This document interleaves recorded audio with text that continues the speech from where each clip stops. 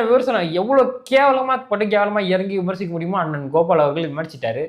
So நம்ம வந்து இவருக்கு வந்து பதிலடி கொடுக்கலன்னா நம்ம வந்து யூடியூப் சேனல் வைக்கிறதே வேஸ்ட்டு. இது என்ன பிரச்சனை இருந்தாலும் பார்த்துக்கலாம்னு சொல்லிட்டு ரீப்ளை பண்ணலான்னு முடிவு பண்ணியாச்சு. அதனால கோபால் அவர்களுக்கு இன்னைக்கு சிறந்த வருவலை தான் இன்னைக்கு பார்க்க போறோம். கோபாலை இன்னைக்கு போட்டு புழக போறோம்.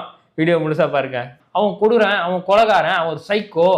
அவன் வந்து பிணங்களை பார்த்து சிரிக்கிறான், ரசிக்கிறான், லைட் ஆஃப் பண்ணி விளையாடுறான், ஒரு சைக்கோ அப்படிங்கிறியே.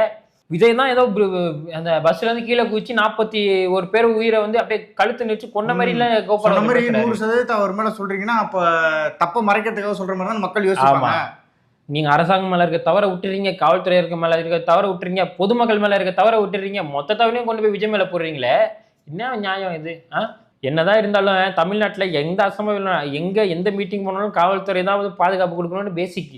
இதெல்லாம் மறந்துட்டு விஜய் தான் வந்து 41 பேரையும் கழுத்தை நெரிச்சு கொன்னாங்கன்ற மாதிரி அண்ணன் கோபால் அவர்கள் பேசுறாரு. இதெல்லாம் அநியாயமா தெரியல.